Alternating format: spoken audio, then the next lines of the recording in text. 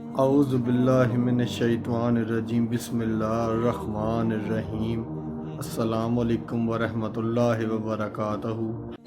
الحمد للہ رب العالمین والعاقبۃ للمتقین والصلاة والسلام علی سید الانبیاء والمرسلین وعلی آلہ واصحابہ اجمعین اما بعد۔ اعوذ باللہ من الشیطان الرجیم بسم اللہ الرحمن الرحیم۔ سبحان الذی اسریٰ بعبدہ لیلا من المسجد الحرام الی المسجد الاقصی۔ آمنت باللہ صدق مولانا العظیم وصدق رسولنا بلاغ المبین ونحن علی ذلک لمن الشاہدین والشاکرین والحمد للہ رب العالمین۔ ان اللہ وملائکتہ یصلون علی النبی یا ایہا الذین آمنوا صلوا علیہ وسلموا تسلیما۔ الصلاۃ والسلام علیک یا سیدی یا رسول اللہ وعلی آلک واصحابک یا سیدی یا حبیب۔ سارے حضرات روشنی کریے الصلاۃ والسلام یا رسول اللہ وعلی آلک واصحابک یا حبیب اللہ۔ تمام تعریفیں حمد و ثنا اللہ تبارک و تعالیٰ کے لیے۔ درود و سلام نبی اکرم نور مجسم شفیع معظم احمد مجتبیٰ جناب حضرت محمد مصطفیٰ صلی اللہ تعالیٰ علیہ وسلم کی ذات والا صفات کے لیے حمد و صلوات کے بعد انتہائی قابل احترام علماء کرام، حاضرین و سامعین، خوبصورت بزم میں اور آپ حاضر ہیں، اللہ ہماری حاضری کو قبولیت کا درجہ نصیب فرمائے، ہمارا جمیل بیٹھنا ہمارے گناہوں کی معافی کا ذریعہ بنے۔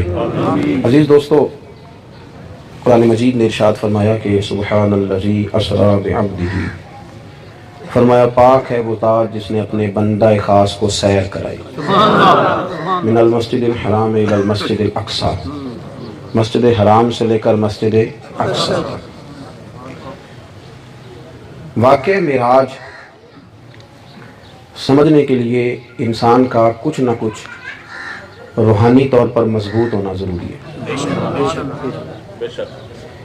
وہ مانیں گے میرے رسول کریم صلی اللہ علیہ وسلم کا معراج۔ اور پھر دیکھیں معراج کا ایک نقطہ تو یہ ہے کہ اپنی روحانیت کو مضبوط کریں، تھوڑا سا وقت مصلی کو دیں، مہربانی کریں تھوڑے کسی اور کو بھی اپنے سے افضل سمجھ لیں، کچھ تھوڑا سا کسی اور کو بھی تھوڑا سا وقت درود پاک کو دیں، تھوڑا سا نا کچھ دیر اللہ اللہ، تاکہ آپ کا نا کبھی کبھی بغیر کسی وجہ کے اکیلے بھی داتا صاحب چلے جائے کریں، بیٹھا کریں آدھا گھنٹہ جا کے، کچھ دعائیں کیا کریں، کچھ اپنی روحانیت پر مضبوطی پر توجہ دیں۔ دوسری بات واقعہ معراج کے لحاظ سے یہ ہے کہ سبحان الذی اسریٰ بعبدہ، حضور بشیر بھی ہیں، نذیر بھی ہیں، شاہد بھی ہیں، داعیہ الی اللہ بھی ہیں، سارا کچھ ہے نا، لیکن سیر حضور کی عبدیت کو ہوئی۔ یہ بندہ ہونا یہ میرے نبی پاک کی پسند ہی بڑی ہے، یہ بڑی پسند ہے۔ دیکھیں نا، یہ ایجنسیوں کا بندہ ہے جی، یہ بندہ ایجنسیوں کا ہے، یہ بندہ اداروں کا ہے، بڑی بات ہے نا، یہ اداروں کا بندہ ہے، اس کو آپ چھوٹی بات سمجھتے ہیں کہ یہ اللہ کا بندہ ہے؟ آپ وعباد الرحمن الذین یمشون علی الارض ہونا، یہ چھوٹی بات ہے کہ یہ اللہ کا بندہ ہے، یہ رحمان کا بندہ، چھوٹی بات ہے؟ حضور فرماتے ہیں مجھے تو رب کریم نے اختیار دیا تھا، میں چاہوں تو نبی اور بادشاہ بن جاؤں۔ حضرت سلیمان علیہ السلام نبی بھی ہیں، بادشاہ بھی ہیں، حضرت یوسف علیہ السلام نبی بھی ہیں، بادشاہ بھی ہیں، تو سرکار فرماتے ہیں میں نے نبی اور بادشاہ بننا پسند نہیں کیا، میں نے اللہ کا بندہ اور نبی بننا پسند کیا۔ اشہد ان محمدًا عبدہ ورسولہ، عبدہ ورسولہ، یہ جو عبدیت ہے یہ سرکار کی پسند ہی بڑی، اور حضور نے امت کو بھی بتایا ہے، فرمایا رب کی رضا کے لیے جھک جانا اللہ عروج عطا فرما دے گا۔ تمہارا سفر معراج شروع ہو جائے تو پہلی بات یہ کہ ابدیت کو مضبوط، ہمارے سارے رشتے تگڑے تگڑے مضبوط، لیکن ابدیت کا رشتہ، مصلی کا رشتہ، دعا کا رشتہ، اس میں کمزوری آ گئی، سویرے اٹھنے کا ماحول نہیں رہا، قرآن شریف پڑھنے کا مزاج نہیں رہا، تسبیح ہاتھ میں رہی نہیں، تسبیح ہاتھ میں ہو تو چلتی بھی رہتی ہے، ہاں ہو تو کچھ نہ کچھ پڑھا بھی جاتا ہے، لیکن اس کی جگہ بھی کوئی اور شے آ گئی۔ مہربانی فرما اپنی ابدیت پر۔ پھر واقعہ معراج سارے کا سارا کیا ہے؟ من المسجد الحرام الی المسجد میں معراج مسجد الحرام سے مسجد اقصی تک، یعنی مسجد سے معراج شروع ہوئی اور مسجد تک گئی۔ نبی پاک صلی اللہ علیہ وسلم جب یہاں سے چلے تھے تو 2 رکعتیں پڑھ کے چلے تھے، حرم شریف میں 2 رکعتیں پڑھ کے چلے. پھر حضور فرماتے ہیں رستے میں مدینہ شریف کی زمین آئی تو وہاں بھی اتر کر میں نے 2 رکعتیں پڑھی. حضور فرماتے ہیں پھر میں نے چلتے چلتے حضرت موسیٰ کو بھی نماز پڑھتے دیکھا. پھر حضور فرمانے لگے کہ جب میں مسجد اقصیٰ میں گیا تو وہاں بھی میں نے نماز ہی پڑھائی, وہاں بھی میں نے, اور بیت المعمور پہ گیا تو وہاں بھی فرشتوں کو نماز ہی پڑھائی. حضرت علی کہتے ہیں میں تو حضور کو خواب میں بھی دیکھتا تھا تو سرکار نماز ہی پڑھا رہے ہوتے. سارا واقعہ معراج نماز کے گرد گھومتا ہے. حضور نمازیں پڑھاتے گئے, واپس آئے تو نماز لے کے آ گئے. نماز, اللہ تعالیٰ آپ کو جزائے خیر عطا فرمائے. معراج شریف کی محفل کا تحفہ لنگر نہیں, نماز ہے کہ آپ نے نفل زیادہ پڑھنے ہیں, اللہ اللہ زیادہ کر دیں. معراج کا تحفہ تو نوافل ہیں, عبادات ہیں. پھر آپ یہ بھی دیکھیے گا کہ حضور فرماتے ہیں جب میں مسجد اقصیٰ میں تھا نا تو سرکار فرماتے ہیں میرے دل میں یہ شائبہ بھی نہیں تھا کہ جماعت میں کراؤں گا. حضور امام الانبیاء ہیں, یہ حضور بیان بھی کرتے ہیں, جانتے بھی ہیں. یہ سرکار اپنے اس منصب سے آگاہ ہیں کہ ضروری تو نہیں کہ ہر وقت بندہ آگے آگے جانے کی کوشش کرے. فرماتے ہیں میرے دل میں شائبہ بھی نہیں تھا کہ میں جماعت کراؤں گا. وہ تو اذان ہو گئی, اقامت ہو گئی تو جبریل امین نے بازو تھام کے کہا حضور نماز آپ نہیں پڑھانی. حالانکہ 1,24,000 کم و بیش نبی موجود تھے. نماز, توجہ ہے میری بات پر؟ چلیں اب باتیں آ گئی ہیں تو کرنی تو پڑتی ہیں نا جی, کرنے کے رہنے دیں. تھوڑی سی کڑوی ہے جی. مسجد کی امامت, اس کو بھی اب لوگ چھوٹا سا درجہ سمجھتے ہیں. کبھی پیر کامل صاحب امامت کرتے ہیں, سوال ہی پیدا ہوتا وہ کیسے کریں گے؟ یہ تو کرے گا کوئی مولوی بیچارہ چھوٹا سا. نماز پڑھائے اور پیر صاحب وہ تھوڑی پڑھائیں گے, وہ تو دعا کریں گے, وہ بھی ان کی طبیعت مانے. تو کیا بات کرتے ہیں صاحب, ہم نے کچھ چیزوں کو درجہ ہلکا دے دیا. خدا سے ڈرے. رسول کائنات مصلی پہ تشریف رکھتے تھے ہمیشہ. 5 نمازوں کی امامت نبی پاک نے خود فرمائی ہے. آپ اس کو چھوٹا منصب سمجھتے ہیں, یہ بہت بڑا منصب ہے.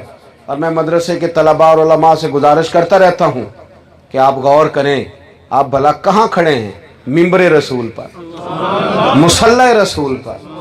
سجادہ نشینی ڈھونڈنے کی کیا ضرورت ہے؟ آپ کو تو بہت بڑی گدی ملی ہوئی ہے. کہاں ڈھونڈتے پھرتے ہیں چیزوں کو؟ یہ چھوٹا احساس ہے. حضور نماز پڑھاتے تھے. نماز, آپ یقین کریں اب یہ کچا جملہ بولا جاتا ہے, یہ امام صاحب ہیں جی مسجد کے. کیا مطلب ہے اس کا؟ یہ کسی کام کا بندہ نہیں, اس میں کوئی درجہ نہیں, یہ خالی امام صاحب ہیں. امامت کرانا, نماز پڑھانا. اب آہستہ آہستہ کر کے لوگ اس کو, حضرت بلال حبشی امام ہیں امت کے نہیں. حضرت عمر فرمایا کرتے تھے انت سیدنا, تو ہمارا سردار ہے. ان کی ڈیوٹی کیا تھی؟ آپ کا مؤذن بھی سردار ہوتا ہے, سوال ہی نہیں پیدا ہوتا. کبھی کسی مؤذن کو لوگوں نے اعلان کر کے اسٹیج پہ نہیں بٹھایا کہ یہ بیچارہ 30 سال سے نمازیں پڑھا رہا ہے تو چلو اس کو بھی تھوڑی عزت دے دی جائے. لیکن وہ کسی محفل میلاد کی مسجد میں بھی, محفل میں بھی اسٹیج پہ نہیں بٹھایا جاتا. حقیقتوں کو سمجھے, حقیقت کا سفر کریں. سرکار نے نماز پڑھائی. ایک بات اور بھی کر دوں, حضرت جبریل نے نبی پاک کو کھڑا کیا مصلی پہ, ہاتھ پکڑ پہ حضرت جبریل نے کھڑا کیا. کسی پیغمبر نے اعتراض نہیں کیا. تو جنہیں جبریل کھڑا کریں جب ان پر اعتراض نہیں, تو جس ابو بکر صدیق کو خود رسول پاک کھڑا کریں, خود نبی کریم کھڑا کریں کہ حکم دو لوگوں ابو بکر کو کہ لوگوں کو نماز پڑھائیں, اس پر اعتراض کا کیا معنی ہوا؟ نبی پاک صلی اللہ علیہ وسلم فرماتے ہیں میں نے 2 رکعتوں کی نماز پڑھائی, اور جب نماز مکمل ہو گئی تو انبیاء کے خطاب شروع ہوئے. انبیاء کے, یہ بھی مجھے کہنا پڑے گا, خطاب کرنے والا مولوی ہوتا ہے, معرفت والا نہیں جی. حالانکہ سارے نبیوں نے خطاب کیا. خطاب کرنے والا یہ مولوی صاحب ہیں جی, یہ مولوی صاحب ہیں. سبحان اللہ. تو صوفی اور درویش کون ہوتا ہے؟ اس کو کوئی شے نہ آتی ہو, کس چکر میں آپ پڑے ہوئے؟ علم سے ہی تو معرفت آتی ہے. انما یخش اللہ من عبادہ العلماء, اللہ کے بندوں میں سے ڈرتے بھی وہی ہیں اللہ سے جن کے پاس علم ہے. علم ہے وہ ڈرتے. تو سارے انبیاء نے خطاب کیا. یہ جو خطاب کرنا نا, خطاب, یہ بہت بڑی معرفت کی بات ہے. اگر کوئی انسان حق بیان کرنے کا عادی ہو، اور حضور اکثر مواقع پر تقریر فرمایا کرتے تھے کہ بہت بڑی عبادت ہے، اگر اسے اس درجے میں سمجھا جائے اور کرنے والا اس ذوق سے کرے۔ ہر نبی نے خطاب کیا، اور جو اللہ نے انہیں شانیں دی تھیں اظہار تشکر کے طور پر، تحدیث نعمت کے طور پر بیان کیا۔ حضرت آدم فرمانے لگے اللہ کا شکر ہے جس نے مجھے سارے انسانوں کا باپ بنایا۔ حضرت ابراہیم فرمانے لگے اس کا کرم نہیں کہ مجھے اسے اپنا خلیل ہی بنا لیا ہے۔ ہر نبی، حضرت موسیٰ کہنے لگے مجھے کلیم بنایا ہے، جناب عیسیٰ کہنے لگے روح بنایا ہے۔ ساری باتیں ختم ہو گئیں تو خصوصی خطاب شروع ہوا۔ اللہ کے رسول اب خطاب فرمائیں گے، تو حضور نے پہلا جملہ کہا تو حضرت ابراہیم کھڑے ہو گئے، کہنے لگے دیکھو بات ایک کی ہے اور سب پر نمبر لے گئے۔ سارے اپنی انفرادی اور ذاتی شانوں کا بیان کر رہے تھے، پر میرے رسول پاک نے جب بات کی تو صرف اپنی نہیں کی، صرف امت کی نہیں کی، بلکہ سارے عالمین کی بات کی۔ حضور فرمانے لگے الحمدللہ الذی ارسلنی رحمت للعالمین۔ فرمایا اس رب کا شکر ہے جس نے مجھے تمام جہانوں کے لیے رحمت بنا کے۔ ایک بات اور بھی، حضور نے سارے انبیاء کی امامت فرمائی۔ مسلمان نہ تھوڑا تھوڑا روب کا شکار ہے، روب کا۔ یہ بڑی کچی پکی تعریفیں کرتے ہیں، یورپ کی، امریکہ کی، فلانے کی بڑی شاندار سڑکیں ہیں جی، بڑی شاندار سڑکیں ہیں برطانیہ کی، یورپ کی۔ تو میں کہا کرتا ہوں سڑکیں بڑی شاندار ہیں، ٹھیک ہے، ہماری ٹوٹی ہوئی ہیں، پر یہ تو اللہ کا فضل ہے نا کہ جس جگہ دل کرے بریک لگا لے۔ ہر پیٹرول پمپ پہ مسجد بنی ہوئی ہے، بنی ہوئی ہے کہ نہیں بنی ہوئی؟ اس کا کیوں نہیں ذکر کرتے؟ ہر پیٹرول پمپ پہ مسجد ہے، وضو کا اہتمام ہے، پاکیزگی کا بندوبست ہے، آپ صفائی کریں، وضو کریں، نماز پڑھیں، ہر جگہ یہ بھی سہولت ہے یورپ میں۔ آپ کو پکی سڑکیں نظر آتی ہیں، شاندار ڈیولپمنٹ نظر آتی ہے، پر عبادت کرنے کو جگہ تو نہیں نا نظر آتی۔ یہاں ہر روڈ پہ آپ کے لیے آسانی ہے۔ سرکار نے امامت کی سارے انبیاء کی، اور امت کو بتایا کہ تم نے لوگوں کے روب کے نیچے نہیں آنا۔ یہودی آئے تو تمہیں لتاڑ جائے، عیسائی آئے تو تمہیں لتاڑ جائے، بدھ مت آئے تو تم اس کے پیچھے پیچھے بھاگتے پھرو، نہ، تم اس محبوب کے ماننے والے ہو جو دنیا میں امامت کرنے کے لیے آئے۔ اور کنتم خیر امت اخرجت للناس، تم بہترین امت ہو، تمہیں لوگوں کے نفع کے لیے بنایا گیا، تم نے امامت کرنی ہے۔ امامت یہ روب سے نکل ہے۔ یہ بعض مذہبی لوگ بھی نا بیچارے بلا وجہ روب کا شکار ہوتے ہیں، بلا وجہ۔ آپ جب امامہ باندھ لیتے ہیں نا، داڑھی آپ کی پوری ہوتی ہے، تو میں اکثر گزارش کرتا ہوں، میں کہتا ہوں کہ یہ بیوٹی پارلر سے ایک نوجوان تیار ہو کے آئے تو لوگ اس کو کہتے ہیں کہ کتنے پیارے لگ رہے ہو، بڑے خوبصورت ہو، لیکن اگر وہ بندہ داڑھی رکھ لے، پگڑی باندھ لے تو تعریف پھر بھی ہوتی ہے، پر جملوں میں حسن ہوتا ہے۔ اب لوگ یہ نہیں کہتے بڑے سونے لگ رہے ہو، اب لوگ کہتے ہیں کتنا نورانی چہرہ ہے۔ تعریف اب بھی ہوئی، پر دیکھیں تعریف کے اندر وقار کتنا بڑھ گیا، کتنا نورانی چہرہ ہے۔ میرے عزیز بھائی، مذہبی لوگ نا، میں نے دیکھا ہے اکثر کسی، یہ ہمارے نعت خواں حضرات بھی اور بھی کئی، اللہ ماشاءاللہ، ولیمے پہ جائیں گے تو پینٹ کوٹ پہن لیں گے۔ کیا ضرورت ہے آپ کو؟ کیا ضرورت ہے؟ آپ اپنے اصل لباس میں رہیں۔ ویسے بھی عشق موسمی نہیں ہوتا، وہ کچا رنگ للاری والا جڑا چڑھدا لیندا رہندا، اے تے عشق تیرے دا رنگ محمد چڑھ جائے پھر نہیں لیندا۔ یہ کچا پکا کام کیوں کرتے ہیں آپ؟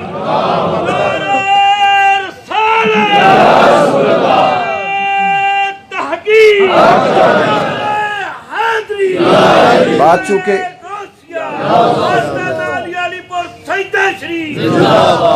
چونکہ وقت تھوڑا رہ گیا، بات کو سمیٹنا ہے۔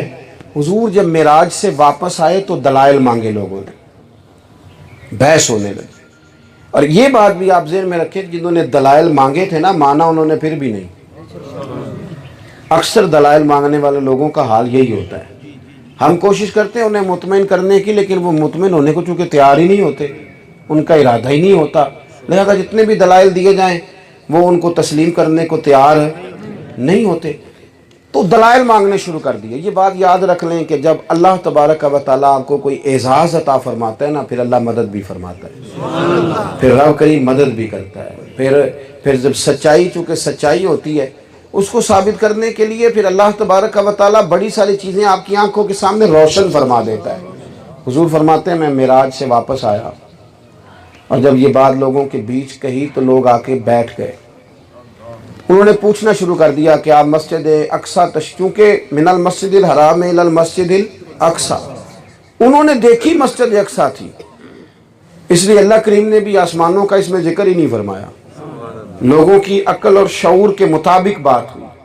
انہوں نے پوچھنا شروع کر دیا کہ آپ مسجد اقصیٰ گئے تھے تو اس کی کھڑکیاں کتنی ہیں، دروازے کتنے ہیں؟ سرکار گئے، دروازے پر براق کو باندھا گیا، 2 رکعتوں کی امامت کرائی اور حضور واپس تشریف لے آئے۔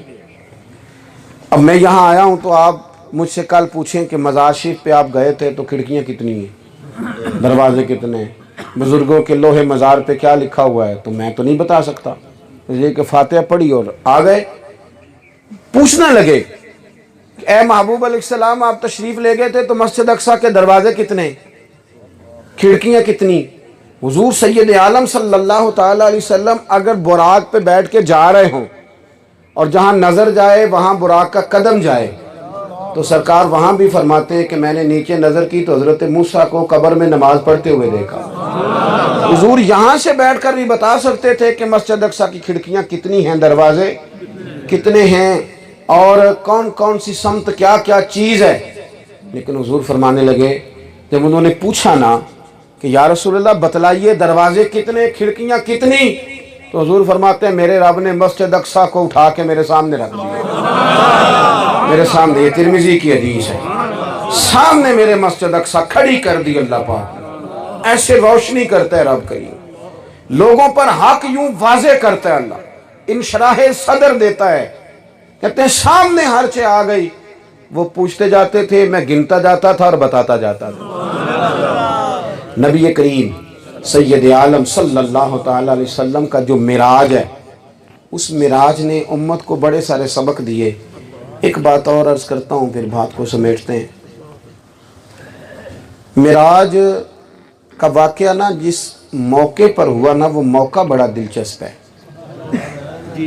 مکے میں معراج ہو گئی، حالانکہ مکے میں ماننے والوں کی تعداد تھوڑی تھی، مدینے میں ہوتی تو حضرت ابو عبیدہ بن جراح جیسے لوگ نعرے لگاتے، حضرت سعد بن معاذ جیسے لوگ باری باری جاتے جو وفادار تھے، قریبی تھے، اور یہاں تو تعداد غلاموں کی کم تھی۔ واقعہ معراج پھر یہاں ہوا کیوں؟ وجہ اس کی یہ تھی کہ حضرت خدیجہ الکبریٰ رضی اللہ تعالیٰ عنہ وصال کر گئی، جناب ابو طالب نے پردہ کیا، حضور طائف چلے گئے تو انہوں نے پتھر مارے، مکے والے مانتے نہیں، قلب اطہر رنجیدہ ہوا، سرکار رات کو سوئے تو رو کے سوئے، تو رب کریم نے فرمایا محبوب غم نہ کریں، آپ میرے پاس آ جائیں۔ حضرت جبریل جب گئے ہیں نا تو جا کے انہوں نے جو لفظ کہیں حضور کی بارگاہ میں، عرض کرتے ہیں یا رسول اللہ چلیے رب آپ کی ملاقات کا شوق فرماتا ہے، اللہ مشتاق ہے۔ یہ دکھوں کو کبھی غلط نہ سمجھو، سکھی بندہ تو مکے جا کے نہیں روتا، کہ بہت سارے لوگ ہیں سونے کا چمچ لے کے پیدا ہوئے ہیں تو بے درد پیدا ہوئے، دنیا میں دکھ ہی نہیں دیکھا تو درد کہاں سے آئے گا؟ نہ بچا بچا کے تو رکھ اسے، تیرا آئینہ ہے وہ آئینہ، شکستہ ہو تو عزیز تر ہے نگاہ آئینہ ساز میں۔ جب آپ کو دکھ گھیر لیتے ہیں نا، اور جب سارے ساتھ چھوڑ کے جاتے ہیں، اور جب کسی جانب سے 3 تنقید کے نشتر بہتے ہیں، تو پھر ہی تو بندے کو محسوس ہوتا ہے کہ میرے ساتھ جو پورا چھاؤں کیے ہوئے ہیں، ایک میرا خدا ہے، دوسرے محمد مصطفیٰ ہے۔ پھر تو سجدہ مزہ دیتا ہے، پھر تو درود شریف کے لفظ بعد میں نکلتے ہیں اور آنسو پہلے آتے ہیں۔ جب آپ تنہا رہ جاتے پھر آپ کا رب رسول سے قرب بڑھ جاتا ہے۔ واقعہ معراج ہمیں بتاتا ہے غموں کو برا نہ جانو، تکلیفوں کو کبھی برا نہ جانو، یہ تو تمہیں نرم کرتی ہیں، یہ تو تمہارے اندر حسن پیدا کرتی ہیں، یہ تو وقار لاتی ہیں۔ تو واقعہ معراج نے جو ہمیں اسباق دیے، سب سے پہلی بات اپنی روحانی زندگی کبھی خراب نہ کریں، مہربانی فرمائیں، مصلی، عبادت، درود شریف، اذکار، اچھی سوچ، بزرگوں کی باتیں، ان پر قائم رہیں۔